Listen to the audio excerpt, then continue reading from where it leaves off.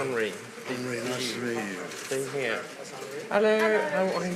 Good to see you. Hello. Nice Hello, to meet you. how are you? Very well, thank you.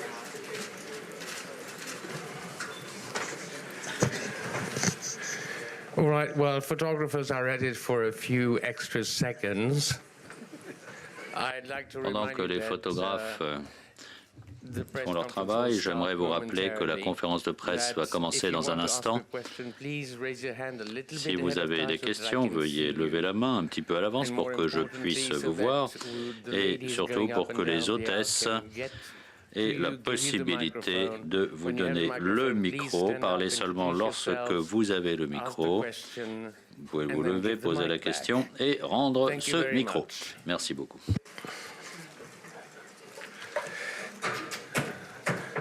Okay, and please turn your cell phones off. Pensez iPads également and à all those couper vos téléphones things. portables.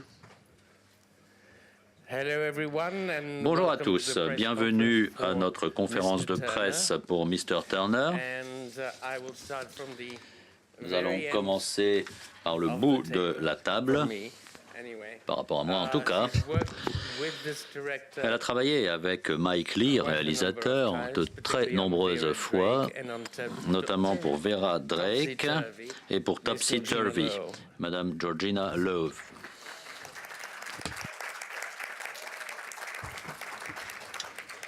sitting next to her, À ses cinematographer côtés, Dick Pope. Dick Pope, directeur de la photographie. Now come to my side Maintenant, as Hannah à Darby, mes côtés, Miss dans le Dorothy rôle de Atkinson. Hannah Darby, Dorothy Atkinson. Skip one as Sophia Booth. Miss Ensuite, Marion Bailey. dans le rôle de Sophia Booth, Marion The Bailey. gentleman in the middle Et au is milieu, Mr. Turner. dans le rôle de Timothy Monsieur Spall. Turner, Timothy Spall. And the bearded one is director Et avec sa barbe, le réalisateur Mike Lee. and we will have the first question here. Alors la the second première question question, there. ici, Then we see vous avez la parole. And the third one there. Hello, Hugh Daillet, Belgium Hugues TV. Daillet, télévision Thank you for belge, this merci brilliant beaucoup movie. pour ce film It's a question brillant. for Mike Une Lee question and pour for Mike Timothy Lee Spall. et pour Timothy Very Spall. simple question, of Question très course. simple. Why did you feel, Pourquoi Mr. Lee, avez-vous you can do a pensé, movie about Monsieur this Lee, part que vous pouviez of faire the un life film of sur cette Turner? partie-là de la vie de Did you have Turner? images in mind? Aviez-vous And, des images à Mr. l'esprit qui vous ont Spall poussé à filmer play cette a partie painter, particulière how to paint de la vie de without Turner? to be Et ridiculous? Monsieur Thank Timothy you. Spall, comment avez-vous préparé ce rôle pour qu'il ne soit pas ridicule? Je suppose que votre question est de savoir pourquoi faire un film sur Turner, point final. Turner est de toute évidence un grand artiste, un des grands peintres de tous les temps. C'est un peintre radical, révolutionnaire. J'ai estimé qu'il y avait quelque chose à faire. Il y avait un film fascinant à faire sur Turner. Il y a une tension présente entre le Turner mortel et son inspiration et sa vie, son travail épique, spirituel, sa façon spirituelle qu'il avait de capturer le moment, le monde. Vous parlez des images que j'avais à l'esprit. L'image principale à laquelle j'ai pensé, c'est l'inspiration que l'on ressent en regardant ces tableaux. C'est quelque chose que nous tous ici, nous partagions dans la préparation du film. Pour ce qui est du personnage, je laisse la parole à Timothy Spall.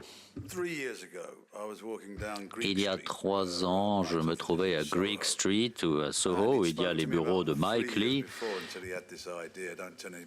et il m'a parlé de cette idée, et il m'a dit, écoute,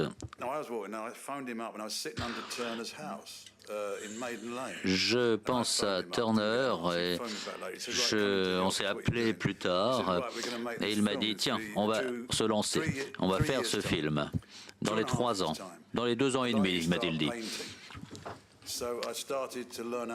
Et j'ai commencé à apprendre à peindre 2 ans avant les répétitions. Ensuite, on a répété pendant 6 mois. Et un grand peintre actuel m'a donné des leçons 2-3 fois par semaine. Il y a quelqu'un qui habitait pas très loin de chez moi. Donc d'un point de vue strictement concret, je me suis préparé de cette façon. J'ai également beaucoup lu. Je connaissais un peu Turner déjà. Mais ce que je savais, c'était un homme d'un certain poids et assez drôle, comme moi d'ailleurs. Et j'ai essayé de m'informer davantage sur son travail, sur son inspiration. C'est comme ça que nous avons travaillé.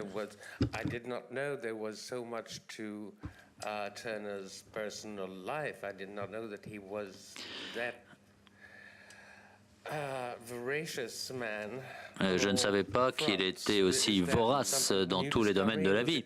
Est-ce que c'est quelque chose que vous avez découvert ou est-ce que tout le monde sait déjà? C'était un homme mystérieux. Il y a plusieurs biographies, j'en ai lu plusieurs d'ailleurs.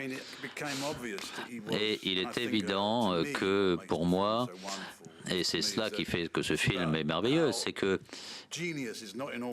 le génie n'est pas toujours emballé de la façon la plus romantique. La plupart des génies sont des gens curieux qui vivent au milieu de conflits, qui ont des conflits en eux-mêmes, qui sont souvent assez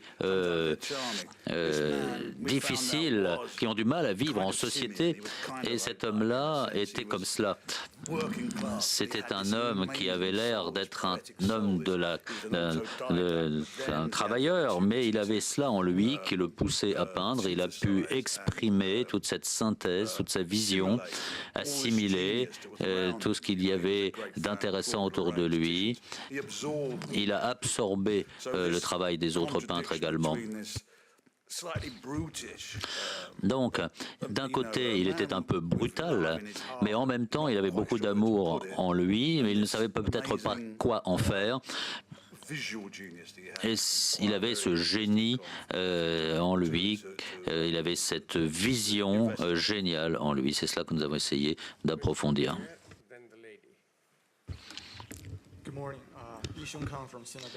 Cinem.com. Félicitations, ne serait-ce que pour les dialogues extraordinaires. Donc une question pour Monsieur Mike Lee. Dans vos films précédents, vous n'avez pas de script nécessairement au début et vous travaillez beaucoup au niveau des répétitions.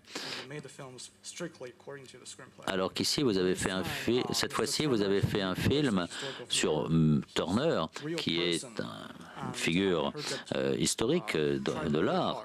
Et je sais que vous avez beaucoup essayé de recréer l'époque. Pouvez-vous répéter la fin de votre question? Vous avez consacré beaucoup de temps à recréer l'époque dans laquelle il vivait, et ce aussi à travers ces tableaux. Je crois donc que vous avez pu moins improviser que dans le passé. Comment avez-vous donné de la liberté à vos acteurs pendant les répétitions? Ce film n'est pas différent de mes films précédents sur le plan de la préparation. Souvenez-vous, nous avions fait un film il y a une quinzaine d'années, Topsy Turvy. sur un théâtre de l'époque victorienne. Et il y a un point commun avec ce film, c'est que nous avons présenté des personnages de l'époque, nous avons recréé l'atmosphère de l'époque d'une façon poétique et libre, sans que ce ne soit un documentaire, en recréant une réalité, la réalité de l'époque. Et nous l'avons fait grâce à nos recherches. Vous pouvez lire tous les livres que vous voulez, vous pouvez faire des recherches pendant des millions d'années, mais ça ne va pas vous donner ce qui se passe face à une caméra. Ça ne va pas créer Turner. Encore faut-il recréer le personnage face à la caméra, un personnage en chair et os. Et donc, nous recréons ce personnage au moment du tournage. Et en plus, nous le faisons sur la base de toute la recherche préalable qui nous amène à prendre des décisions. Mais au final, encore faut-il que le travail soit fait. Et bien sûr, il n'y avait pas de script, comme toujours. Karen Batt for the Huffington Post. Karen Batt, Washington Post, une question pour M. Lee et M. Spall. Puisque c'est un film fait par un artiste sur un artiste, est-ce que vous sentez proche de ce personnage, de Turner, notamment avec son obsession de faire des croquis sans cesse? Et comment est-ce que définissez-vous le terme de spiritualité? Qu'est-ce que veut dire le mot spirituel pour vous? Et il y a beaucoup de questions qui sont liées à la maladie et à la mort dans votre film. Donc voilà ma question. Qu'en pensez-vous? Et Monsieur Timothy Spall. Alors une question à la fois. Il ne va pas se sauver.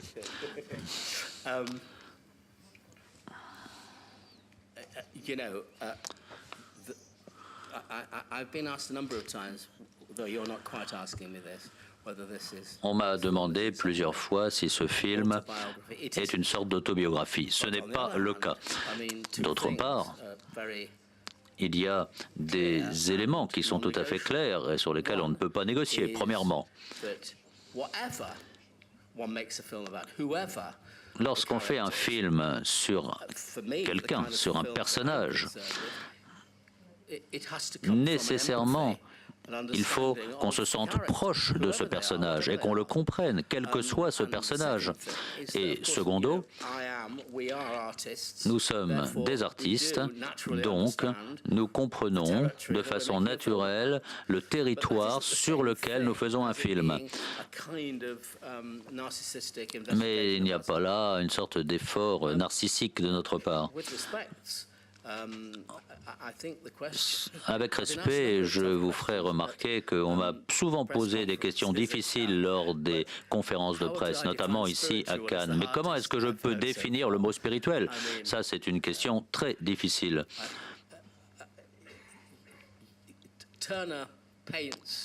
Turner,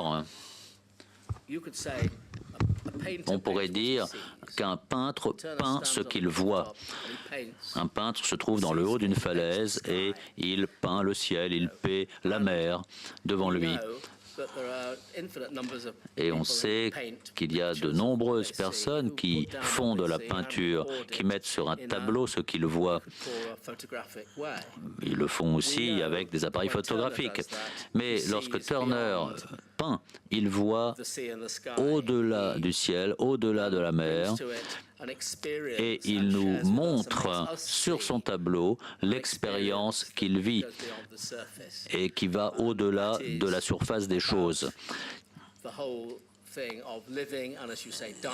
cela, ça concerne aussi la vie, la mort, l'essence de la vie. Et je ne veux pas être prétentieux, mais c'est un petit peu comme cela que j'interpréterai le mot spirituel.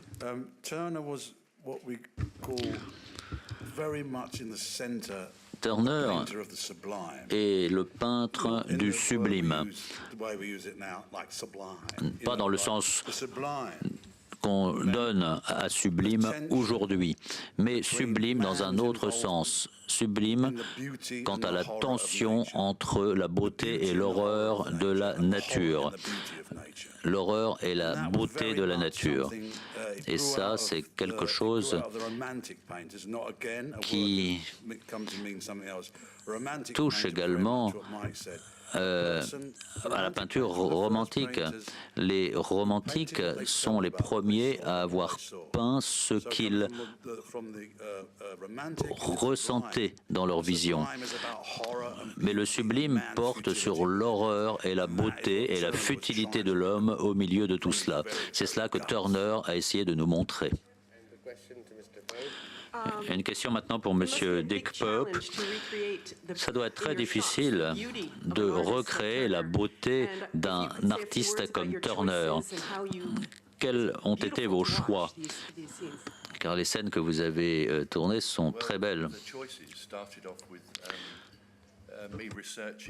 J'ai commencé par effectuer une recherche sur toute la palette de Turner. Et en fait, on peut voir tout cela dans des expositions. Et toutes les couleurs qu'il utilisait font aujourd'hui l'objet de toute une documentation. J'ai donc commencé par les couleurs de Turner. Et ça, c'était le seul vraiment travail rigoureux que j'avais à faire. Raconter visuellement cette histoire sur la base des couleurs utilisées par Turner. C'est un petit peu ce que nous avons tous fait sur ce film. Lorsque vous commencez à faire des recherches sur un sujet, à quelque niveau que ce soit, superficiel ou approfondi, ça finit par vous imprégner. Ça finit par imprégner votre psyché. Et nous avons pris des décisions après la préparation, pendant le tournage, sans être nécessairement conscients de ce que nous faisions, sans nous dire c'est telle peinture ou telle autre peinture. C'était en nous tout cela, car ça faisait déjà un certain temps que nous étions imprégnés par le travail de Turner. Nous avions absorbé tout cela et nous pouvions ainsi laisser libre cours à notre création de façon quasi inconsciente. Pendant tout ce cheminement, pendant longtemps, car Mike et moi, nous avons parlé de ce film pendant des années, et quand on a commencé à y travailler, on était déjà bien au fait de tout ce que Turner avait fait, de sa vie, et en plus, on en avait beaucoup parlé entre nous, car cela faisait plusieurs années que nous projetions de faire ce film.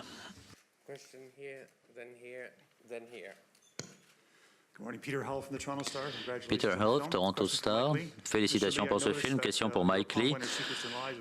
Avec Secret et Mensonge, vous avez obtenu la Palme d'Or. Est-ce que c'est ici de bon augure pour la Palme d'Or cette année? Vous êtes déjà une icône britannique. C'est très agréable de répondre à deux questions sottes.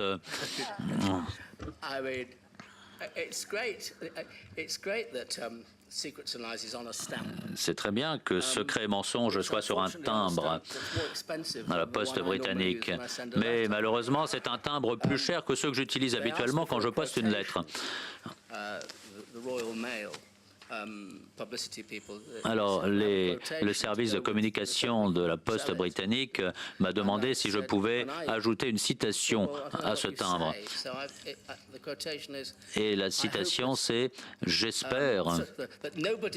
En fait, c'est tous ceux qui utiliseront ce timbre ne doivent pas oublier les milliers d'enfants qui sont adoptés chaque année, car ce film traite d'un thème important, celui de l'adoption, et il est bon de le rappeler. Quelle était votre autre question? Quelque chose à voir avec les icônes?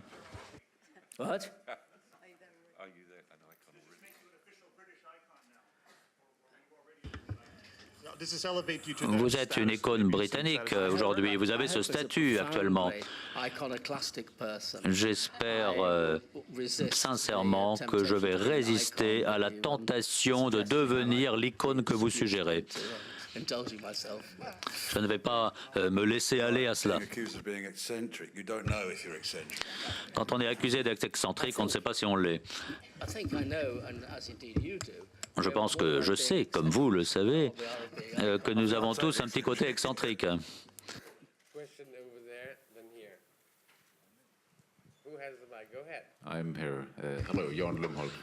Bonjour. Question de Suède, une question pour Monsieur Dick Pope et ensuite pour Mike Lee. En créant toute cette imagerie du style Turner, est-ce que vous avez pensé au film Père et fils de Alexandros Soukharov, fait il y a quelques années, qui avait été inspiré par la peinture de Turner? C'est un film intitulé Father and Son, le père et le fils. Et vous connaissez ce film? Oui, oui, on connaît, on l'a vu. Et donc, qu'est-ce que vous voulez qu'on en fasse? Est-ce que ce film vous a inspiré? Non, pas du tout. En fait, je l'avais complètement oublié ce film au moment du tournage, c'est quelqu'un qui me l'a rappelé. Et il y a une autre question. Parfois, vous parlez de ces portraits comme avec Gilbert et Sullivan dans Topsy Turvy. Est-ce qu'il y a quelque chose en vous qui fait que vos films se ressemblent un peu, mais celui-ci est différent? Another Year, par exemple, c'est autre chose. Est-ce qu'il est plus difficile de faire quelque chose de différent? Je crois qu'il n'y a pas des films qui sont moins faciles ou plus faciles que d'autres. Chaque film est difficile car à un certain moment, quand on tourne, on doit s'atteler à la tâche. Vous pouvez voir mes films. Il y a de nombreux réalisateurs, certes. À un certain niveau, vous pouvez voir qu'il y a une certaine cohérence dans l'ensemble de mes films, un certain style, certaines préoccupations, y compris Topsy Turvy ou Mr. Turner. Mais d'autre part, ce que j'aime faire,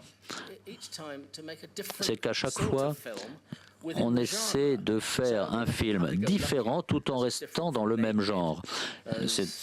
Topsy Turvy est différent de Naked, par exemple, ou de Mr. Turner.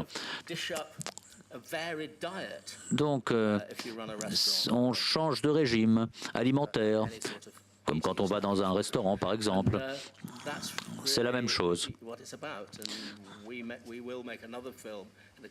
Et on refera un autre film dans les 2 ans, et quel qu'il soit, vous pouvez être certain qu'il sera très différent de Mr. Turner.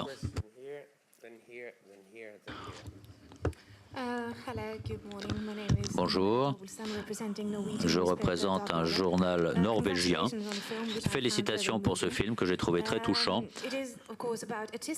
Bien sûr, il s'agit d'un film sur l'expression artistique, mais également sur l'expression émotionnelle. Il s'agit d'une personne qui a une capacité extraordinaire de s'exprimer sur le plan artistique, mais qui en même temps, dans sa vie privée, a connu beaucoup de pertes, de décès notamment. Alors, comment avez-vous préparé cet équilibre entre l'expression artistique de Turner et tout ce qui se passe dans sa vie sur le plan émotionnel? J'aimerais également poser la même question à M. Spall et à Mme Bailey. Comment avez-vous préparé les scènes où on parle de décès dans ce film?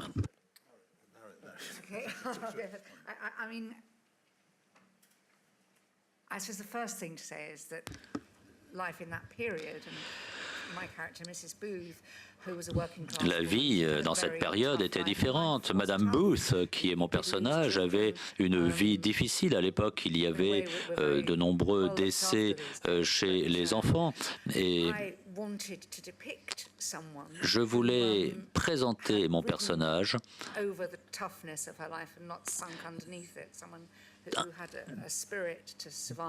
pour montrer que cette femme s'était élevée au-delà de la dureté de sa vie. Elle avait connu des difficultés, elle était à un moment de sa vie où elle avait dépassé tout cela. La vie à l'époque était dure, elle vivait certes au bord de la mer et elle avait déjà été veuve 2 fois et ses 2 époux décédés avaient été marins et avaient connu lors de leur carrière de marin des événements tragiques. Il y avait eu des naufrages. Donc c'était une période difficile. Les temps étaient sombres.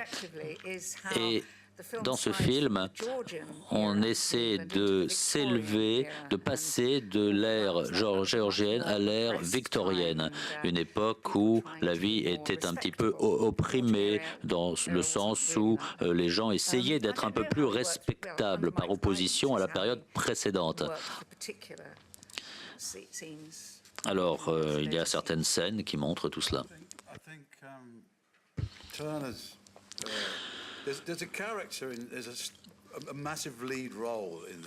Il y a un rôle important dans ce film, un personnage important qui est celui de la mère de Turner,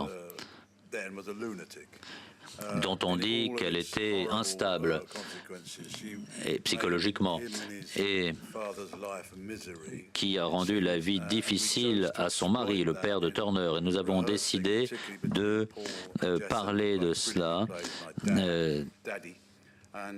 dans la relation entre le père de Turner et Turner.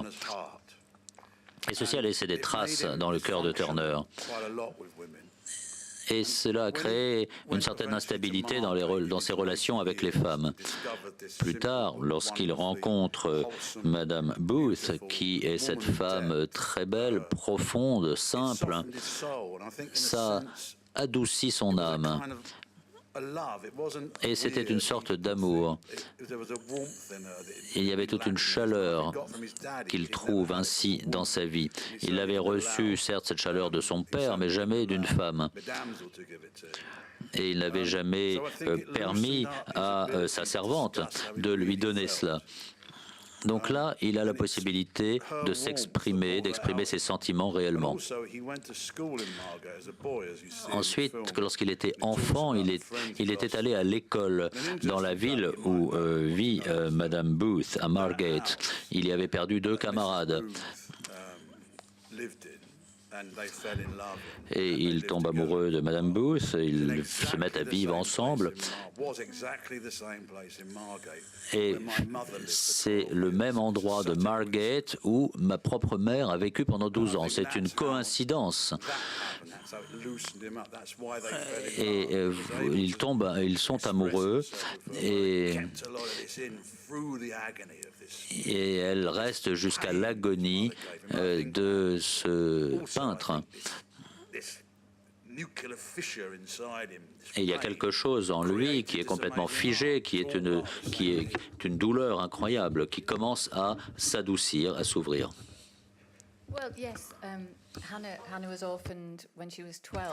À l'âge de 12 ans, Hannah avait connu des décès dans sa famille. Et lorsqu'elle arrive dans la maison de Turner et de son père, elle retrouve une nouvelle famille. Donc tout décès dans cette nouvelle famille la peine énormément. Et Turner l'opprime, certes. Et elle n'arrive pas à s'exprimer, du tout, mais elle s'exprime autrement. Je ne sais plus de la deuxième partie de votre question.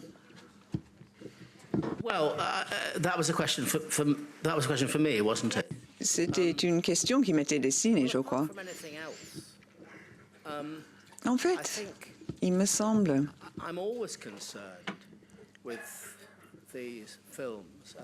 que tous mes films me passionnent. Je me préoccupe dans tous mes films de cette tension qu'on a tous dans sa vie.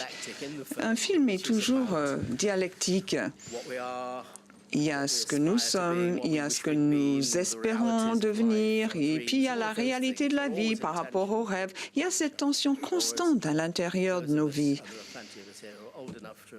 Nous avons suffisamment d'expérience pour le comprendre maintenant. Et puis souvent, des gens parlent du yin et du yang, et c'est la même chose, c'est cette tension. Et c'est le thème principal du film, en fait. Over here, who has it? Okay, here. Go ahead.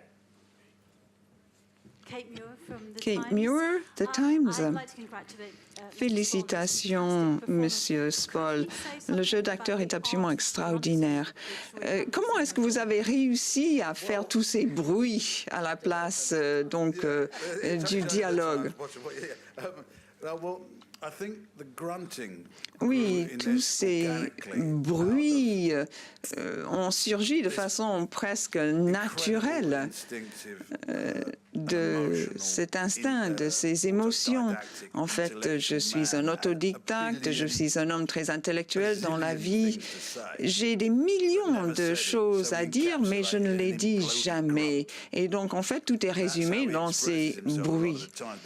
Il s'exprime ainsi parce que il a cette passion qui le consume à l'intérieur. Et donc, au lieu de parler, il fait des bruits.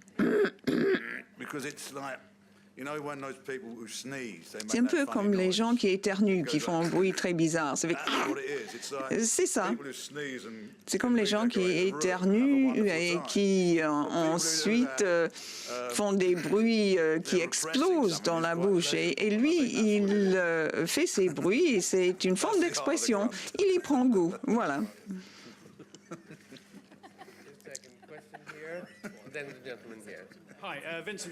Vincent, BBC. J'ai une question qui s'adresse à Marion. En fait, vous jouez le rôle de Sa Majesté la Reine dans une excellente comédie sur les tréteaux. Et dans ce film, vous êtes Sophia Booth. Il y a ces deux rôles qui se chevauchent. Dans les deux rôles, vous apportez la chaleur, une chaleur humaine, une sorte d'humanisme. Et c'est ce que vous avez voulu montrer dans votre personnage, souligner cette chaleur. Oui, en effet, on connaît peu de choses sur Madame Booth. Et puis il y a des opinions un petit peu contrastées. Certains disent qu'elle était très intéressée, d'autres qu'elle était en effet une femme très chaleureuse. Avec Mike, donc, nous avons créé ce personnage. Je savais qu'elle était très chaleureuse tout en étant assez dure. Et elle comprenait instinctivement le travail de Turner, même si intellectuellement, elle n'était pas à même de tout comprendre. Elle n'aurait pu jamais exprimer les choses, mais elle comprenait l'artiste comme elle comprenait l'homme. Et je pense qu'elle avait beaucoup d'empathie pour cet homme qui était dévoré par son art. Et donc, elle a assumé la tâche de s'occuper de lui. Et ça me fait plaisir que vous ayez dit qu'elle était très chaleureuse. C'est ce que j'ai essayé de montrer. Mais en même temps, elle était très pratique et assez dure. Bonjour, Sigbal, Bangladesh. J'ai une question pour Mike Leigh. En tant que réalisateur, est-ce que vous pensez qu'il y a des parallèles avec l'artiste M. Turner? Est-ce que vous ressemblez quelque part à M. Turner? Non, pas du tout. Pour formuler les choses différemment, une toute dernière question.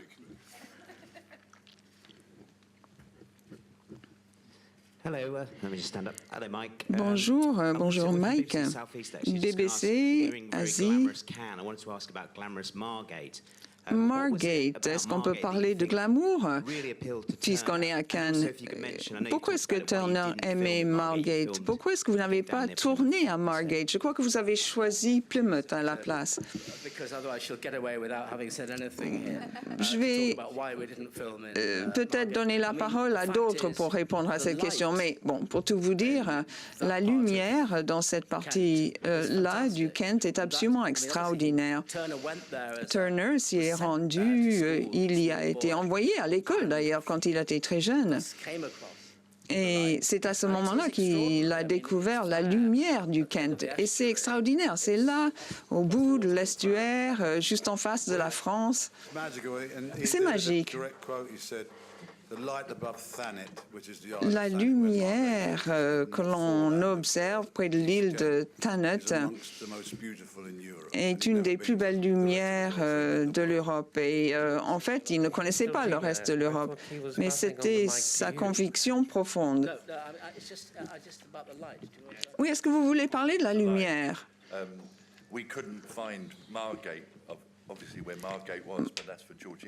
Bon, il faudrait que Georgina réponde à cette question sur notre choix du lieu de tournage.